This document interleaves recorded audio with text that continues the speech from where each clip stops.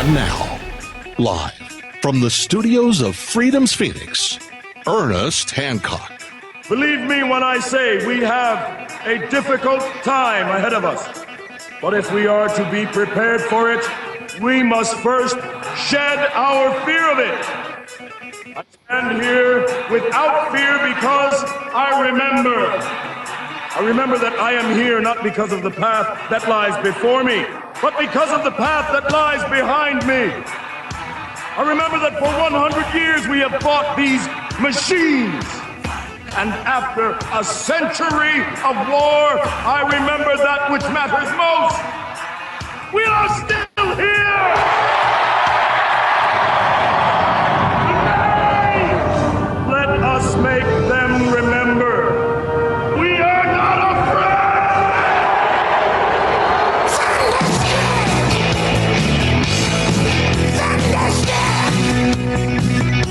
No fear! No fear, no fear, no fear, no fear, no fear here and declare your independence of me, Ernest Hancock, here in Phoenix, Arizona, F from the B. PAUT full studios of Freedom's of the Nest, Freedom's Phoenix,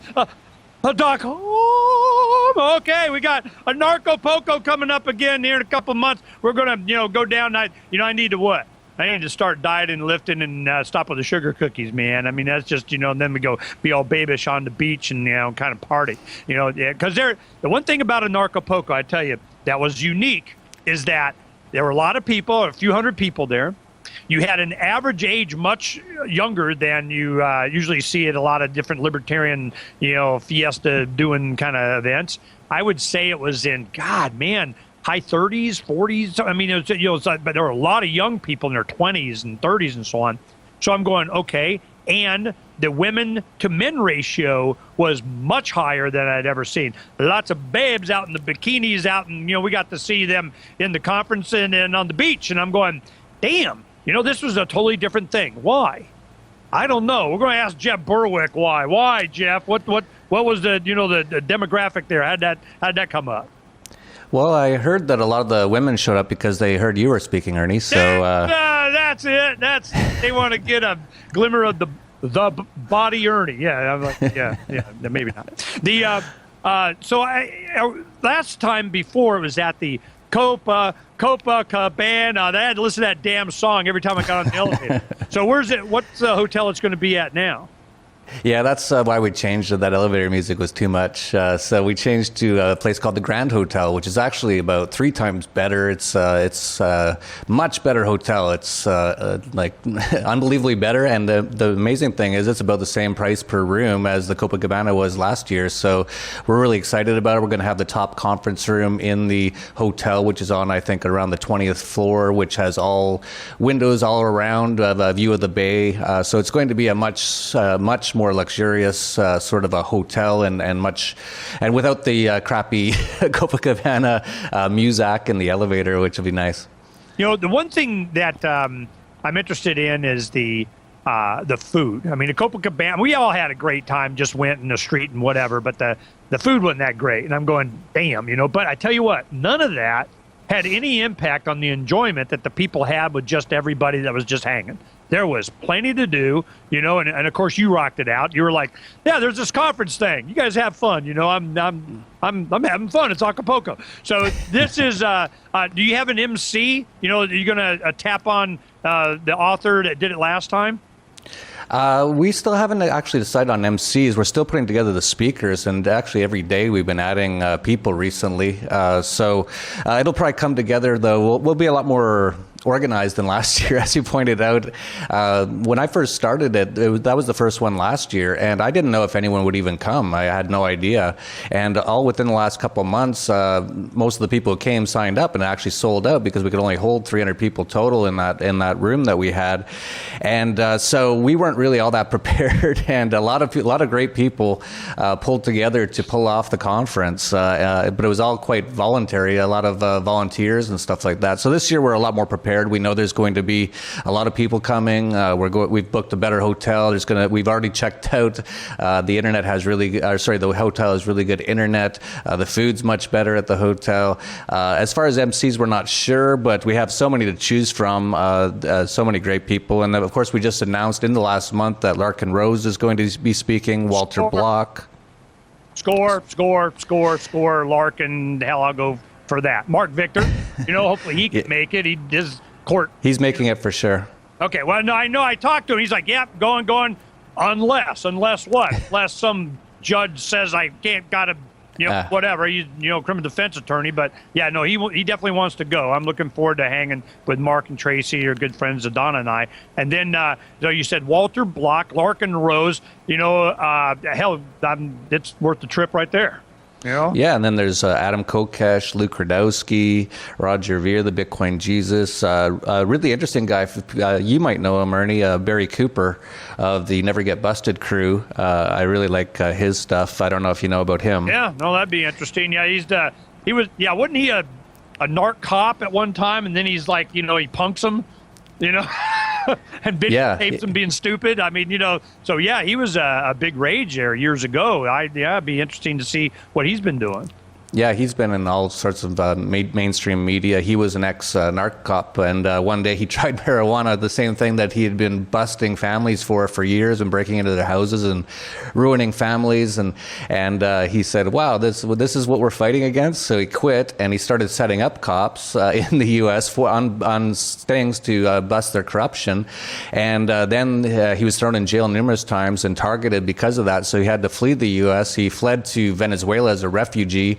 He's now living in Mexico, so very interesting story. And now he helps people. He's an expert witness because of his work as a drug cop, and he gets a lot of people who are on victimless crimes, possession of plant charges. He gets many of them off.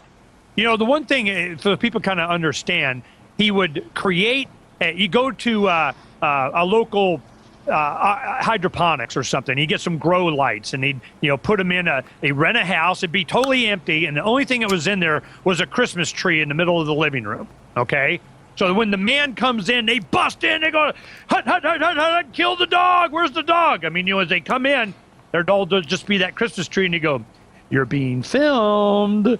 Gotcha. Kind of. So they did not like that none too much, and all this stuff. And what was the evidence that they used and how and why over this overwhelming force? And why did they do it that way? And how come it's just, just because he knows it's typical. They're going to bring in the battering ram of the MRAP of, mow down the front of your house because they can.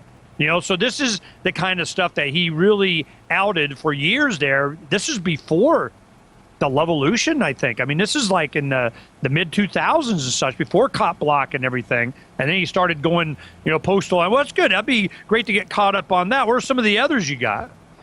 We also have Zen Gardner, who I really like. Max Egan. I don't know if you're familiar with him. I think he has a show called Escape the Matrix or something like that. And we just booked Ken O'Keefe. I don't know if you know who that is. No, tell me. I'm familiar, but I don't know. He's an amazing speaker. He gets on mainstream media, and he's very anti-government, anti-Western government. He points out a lot of truth on mainstream media. He's an amazing speaker. We also have Vit Jedlicka, the president of Liberland, coming. Oh, awesome. Awesome. That'll be... They got a president? Anyway, but somebody, whatever. I go, no, nobody has to be, but we'll talk about it. You'll anarchy him up, man. Anarchapulco. All right. So you got some more? Oh, well, there's tons of people I could go on and on. Dana Martin's coming back with her unschoolings. I believe Brett Vaynot of the School Sucks podcast. He's going to be doing a thing as well with Dana Martin on unschooling, homeschooling, peaceful parenting, things like that. There's tons of stuff going on.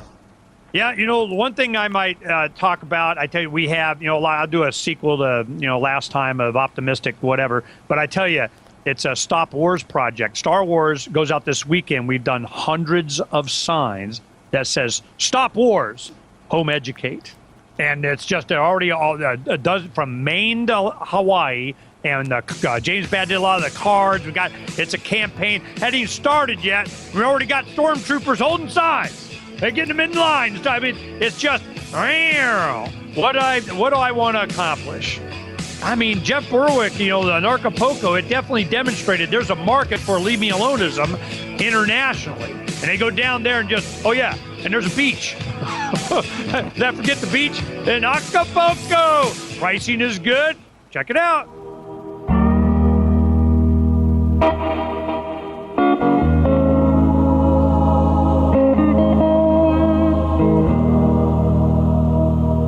Little Carlos Santana Christmas. That's one thing. How is season Christmas sound, on the beach in Acapulco? You getting some Christmas there in your shorts, man? What's up?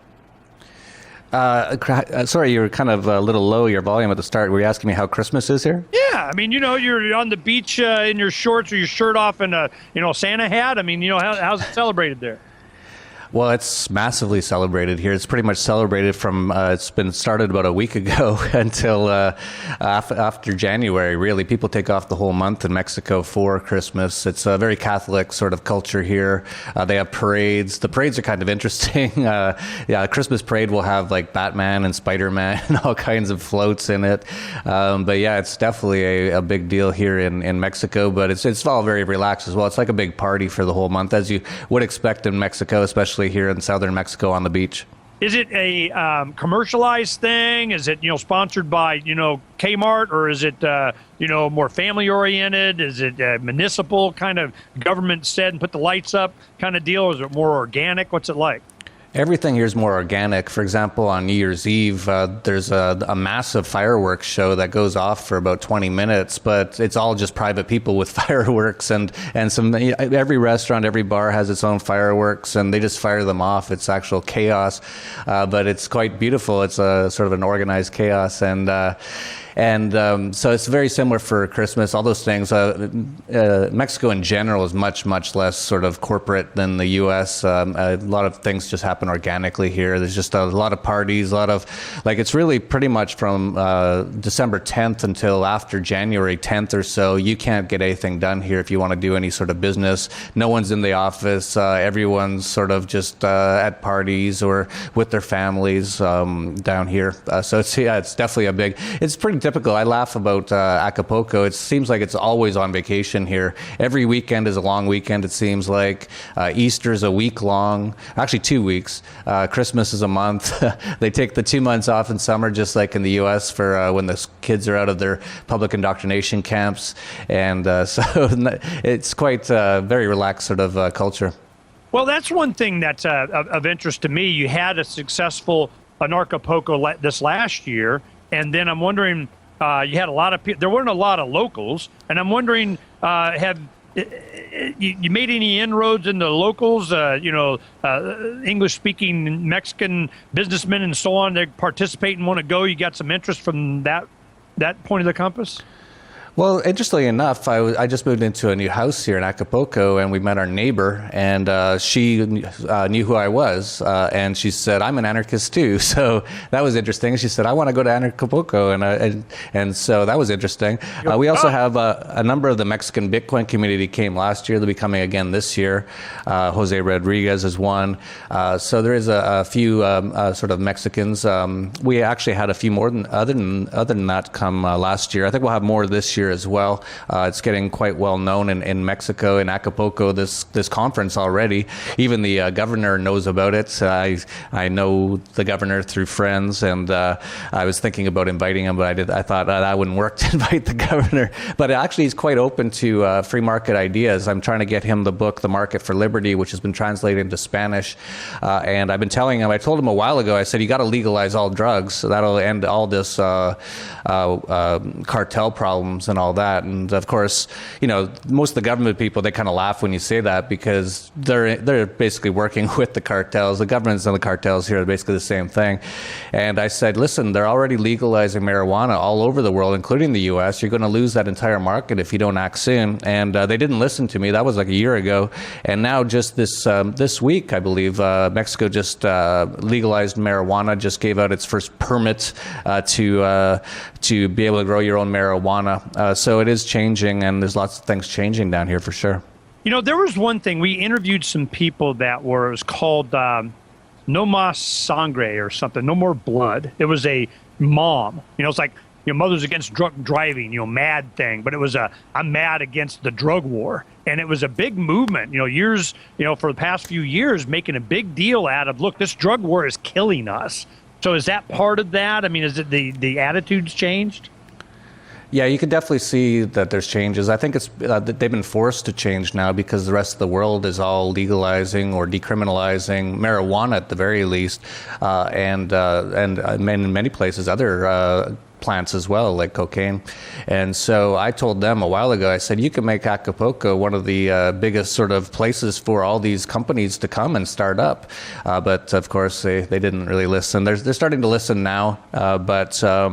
This is going, we're already seeing drugs being legalized all over the world, finally. This has been the end, we're getting close to the end of this heinous, more than 40-year war on people, which has killed, I think it'd be pretty safe to say millions in the 40-year period when you include the Afghanistan poppy field sort of wars. When you include all the deaths all around the world from all these things, the amount of people, the amount of families that have been ruined, it's got to be in the millions.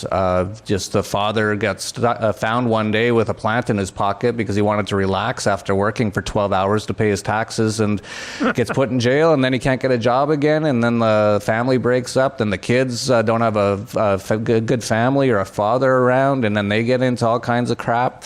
This thing is just heinous, and thankfully it looks like it's ending. And it's interesting that one of our friends, Joby Weeks, may have started it off because he's actually going to be coming to Anarchapulco again this year, and he was one of the first people to start to petition for decriminalization of marijuana in Colorado and got that passed. And after that got passed, it started getting passed all over the world and in many different states in the U.S. So it's kind of interesting. Just, a lot of people say, "Oh, I'm just one person, I can't change anything." Well, Joby may have sped up the death of the drug war by doing that petition in Colorado a few years ago. Yeah, it's was it Breckenridge, a small ski community in the Rockies. He just, said, you know what, during mud season in the summer, he goes, I'll just stand here at the library, get it on the ballot, it wins, and then it goes Colorado, Washington, and the planet. And Joby's like, you know what? I think I'm going to invest in marijuana growing, man. So it's good to see that an individual can have a difference, and freaking Joby is manic about it, man. The guy is a doinger, jumping up and down. He's a good spokesperson for this kind of stuff. The one other thing, Anarchapulco is I was kind of surprised by the split in gender and how many young people were there. And the fact that it was kind of, people made the trip to come down there to be, not necessarily to move to Acapulco or even Mexico. It was just kind of visit with people that are just, man, we're getting out of Nazi Germany. Where do we go? And I'm just, what do you think the demographic of philosophy that was there? What did the feel from last time? What are you expecting this year? I expect similar, but a lot bigger this year. Last year, I was surprised as well. I had no idea. There was one guy hitchhiked here, one guy rode his bike here, I believe.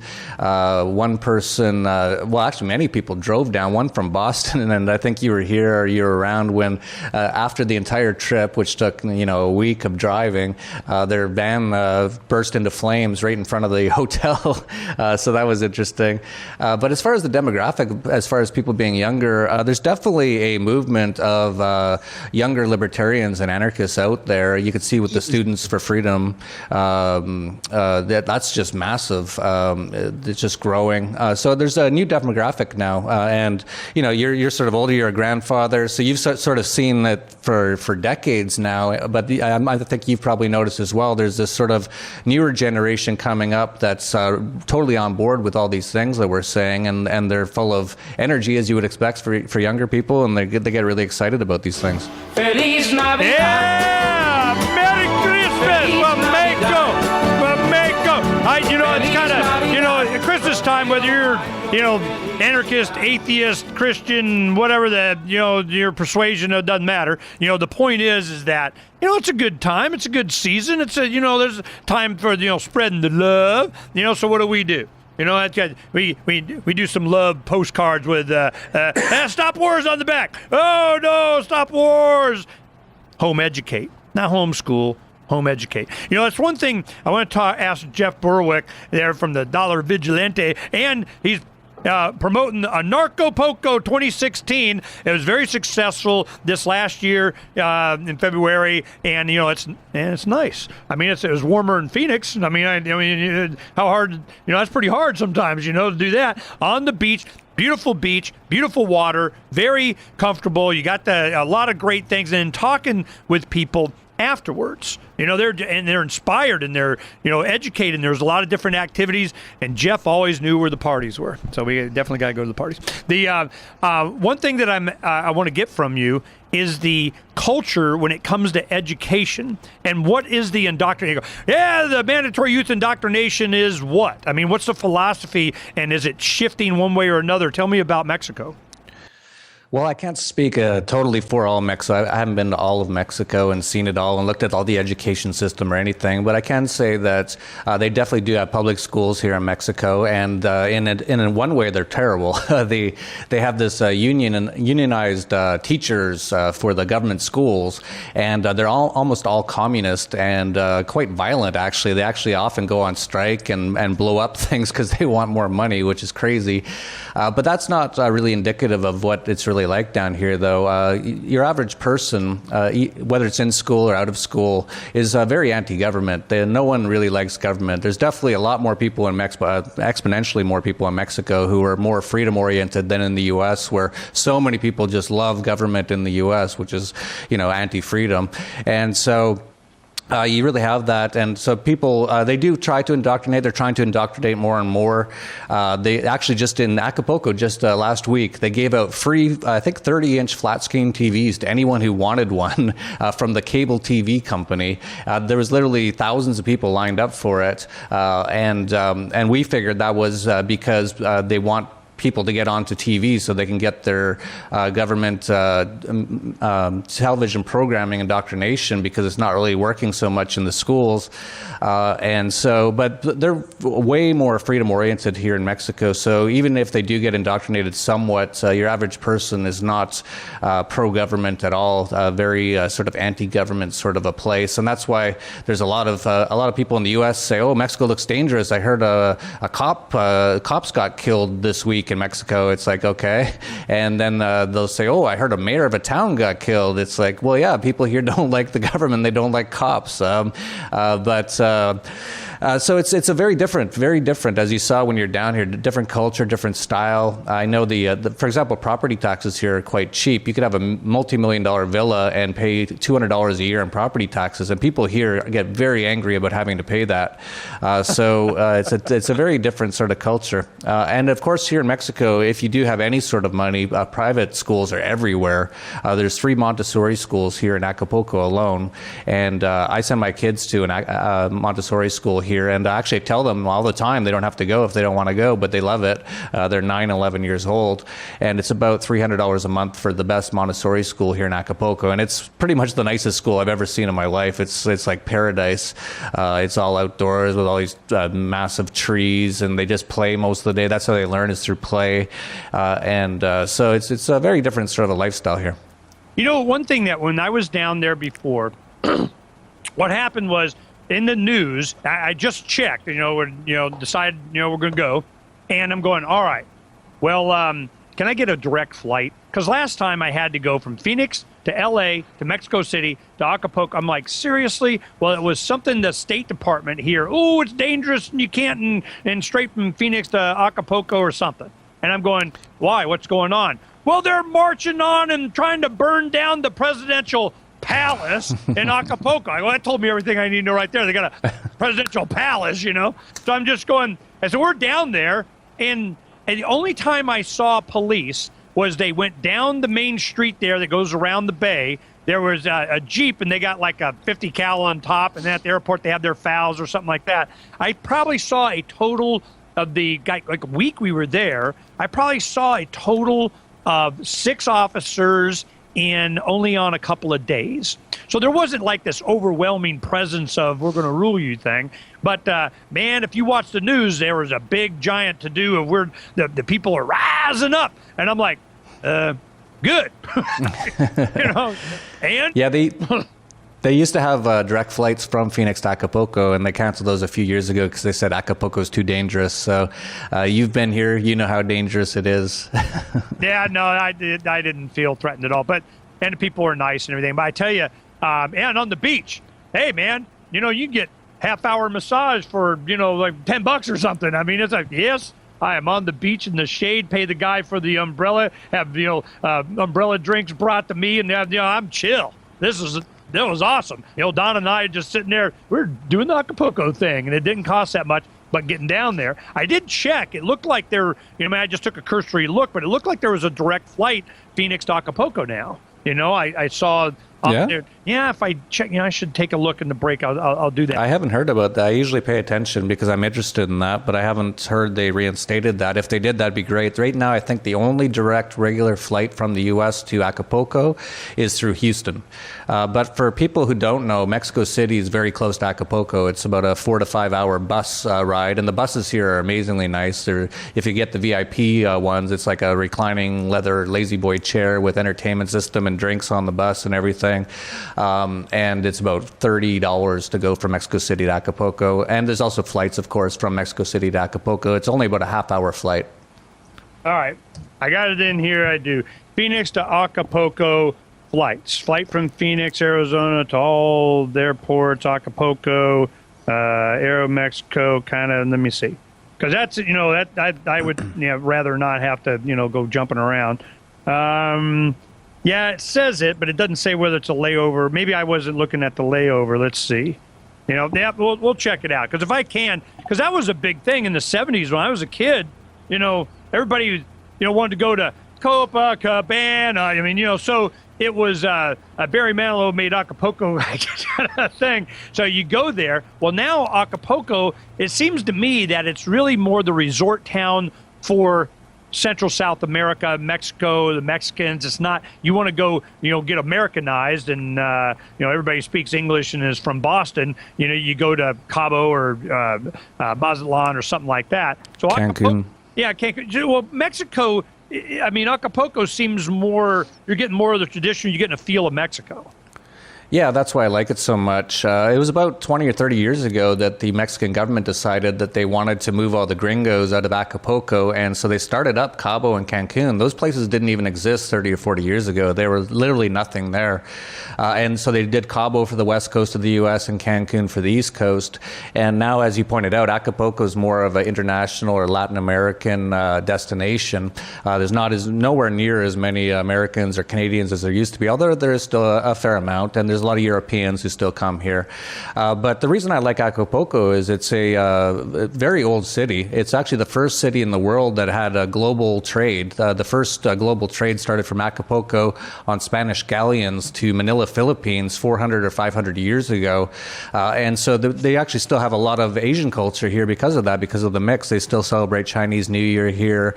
So it's a very interesting culture, and that's why I like it. I don't really like Cancun or Cabo very much for the other reason.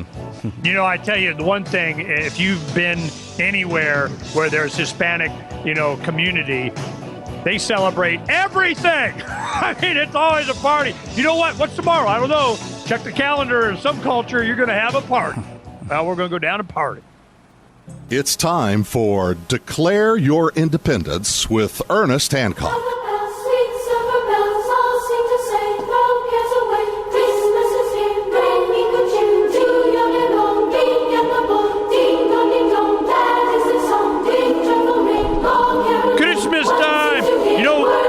What's interesting is I'm wondering, what kind of Christmas music you get. You're going to Acapulco in the season there. Do you hear? It's amazing. No matter how much I travel, I always hear English versions of everything. The Mexican culture there. Are you starting to get into? They have their own culture and music, and are they still heavily influenced by America? I think every culture in the world sort of has some American influence just because of Hollywood and the music industry is a lot of it comes out of the U.S. and Europe. But definitely they have their own culture here for sure. There's still things I learn all the time. I've been essentially here in Acapulco for about 6 years now, and still all the time discovering new things. Apparently at Christmas, by the way, I finally figured this one out. Not only does Santa have to give my kids presents on Christmas, but a week later is something about the Three Kings, and the Three Kings also give them presents as well. So it's like 2 Christmases for kids here, which is kind of bad for the parents' checkbook. But yeah, there's just such a different culture here, and the music, of course, they have all their their own kind of music, which is huge down here, absolutely huge. Accordions. It's all about accordions. Accordions, man. Oh, yeah, accordions, the trombone. I don't like that music very bump, bump, bump. But my wife loves it. Like, she just all day is playing that kind of music. Okay, now the culture kind of impact that you've had, you've been there long enough that, like you say, you move into a new home and they know who you are and about, the tall gringo over there, and I'm wondering what kind of infection have you had on the community? Do you interface with any of the local, the government offices, the local businesses? Anarchapulco, did they want to get involved? Did the hotel go, yeah, we heard about it, pick us? I mean, tell us what kind of influence you've had there. Well, actually, for some weird reason, I'm quite well known. It seems like in Mexico, the things I do is really catching on. People are big fans of the Dollar Vigilante or Anarchast. And twice I've went to ayahuasca or iboga retreats, and when I went there, they knew who I was already. Here in Acapulco, I can't walk down the street without shaking most people's hands. It's just, and I think it was also added to when I was recently on, they have something called, remember that show Jersey Shore with Snooki?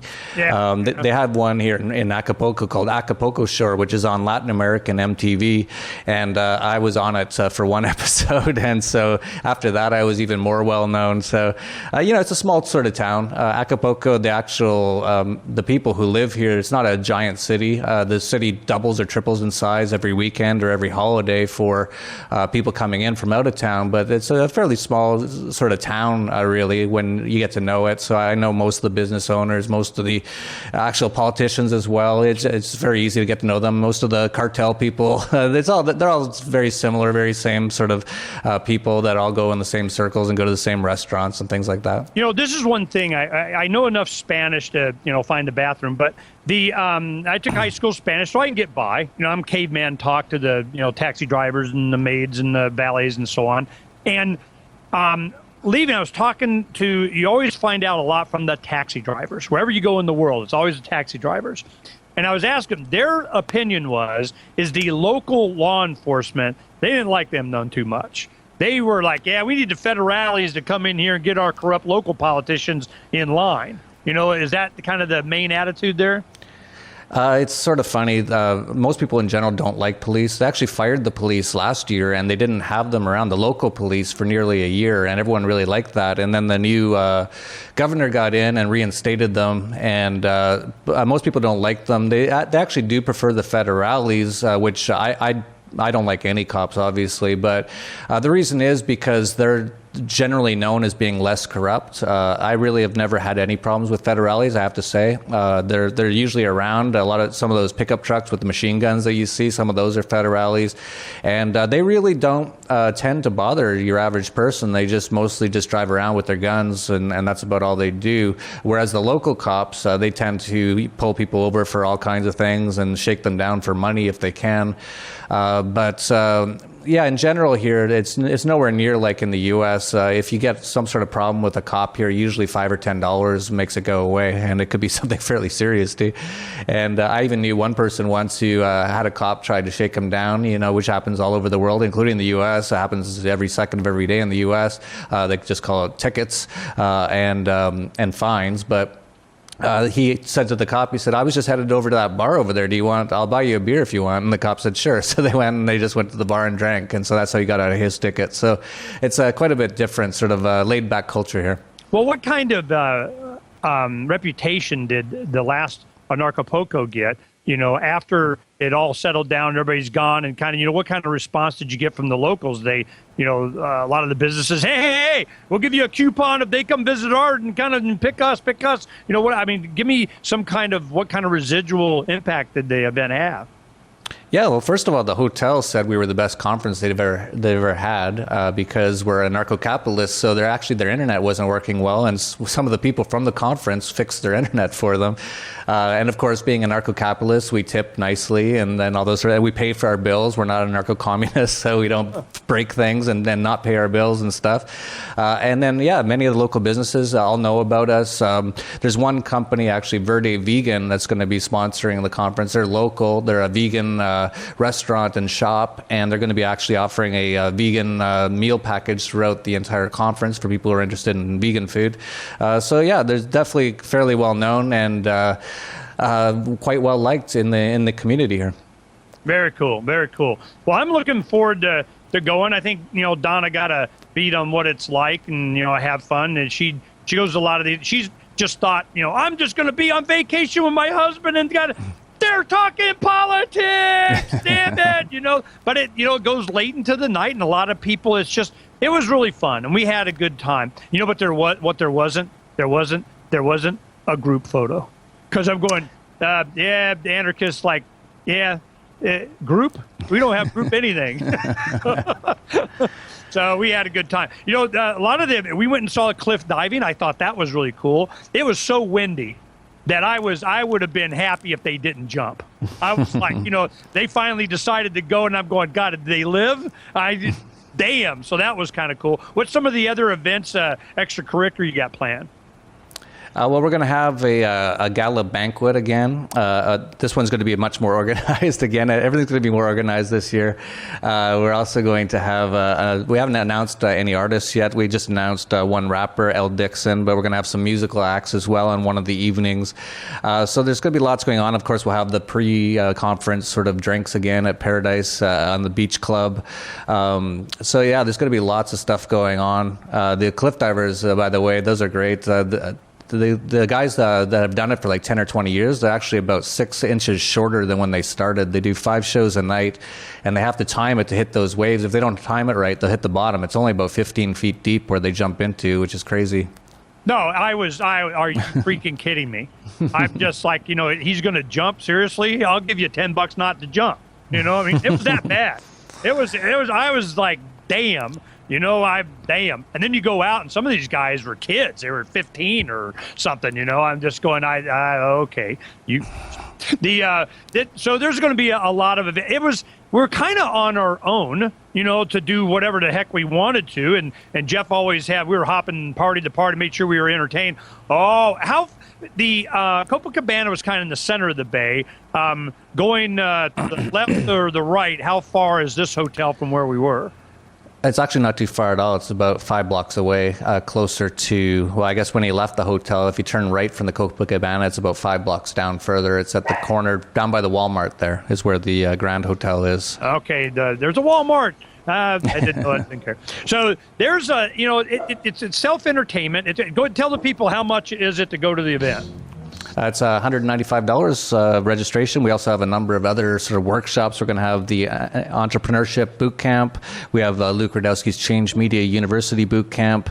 We're going to have the Dollar Vigilante Investment and Internationalization Summit. We're going to have a Rational Physics Conference after the event. We're going to have an Unschooling and Peaceful Parenting Workshop. We're having a Direct Dating Summit, which is sort of how to pick up girls summit by Sasha Daygame, who's very well known on the internet. So there's literally a week. It starts February 17th and ends on February 23rd if you stay for them all. So there's a lot of things going on. We're also going to be doing an ayahuasca ceremony on Sunday evening after the conference. So it's definitely, if you want to do a lot of things, you have the option to do so here. Yeah, I know Adam and Macy are going, and Macy's going to be doing how psychedelics improve your life kind of thing. So I'm going, all right, there's something for everybody at anarchapulco.com.